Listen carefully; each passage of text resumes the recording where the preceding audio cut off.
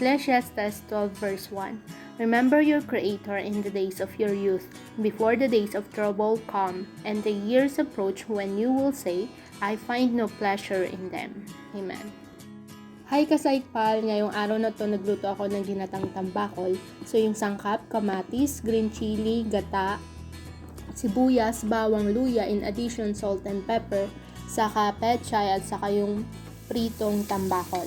First and foremost, syempre yung mag-saute tayo. Saute yung bawang, sibuyas, luya, saka yung kamatis.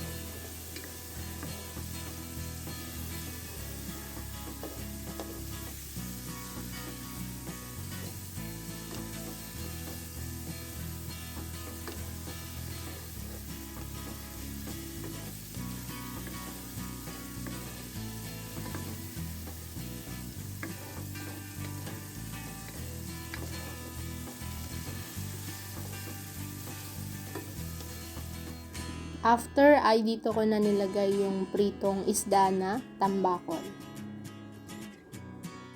Low heat lang yung fire niya kasi madali na din maluto yung isda dahil naprito na to.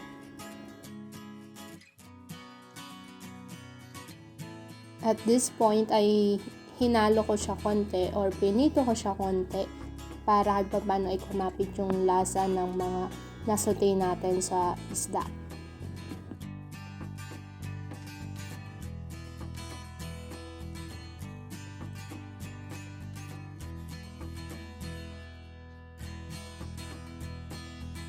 Pagkatapos ay dito ko na din nilagay yung gata.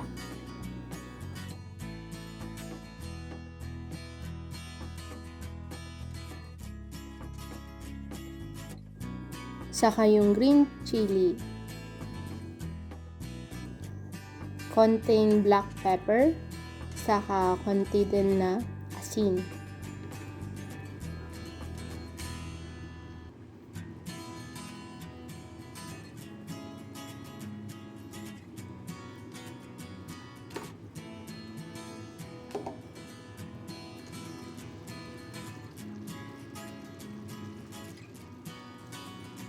Pag kumukulo na, dito ko na nilagay yung gulay na pechay.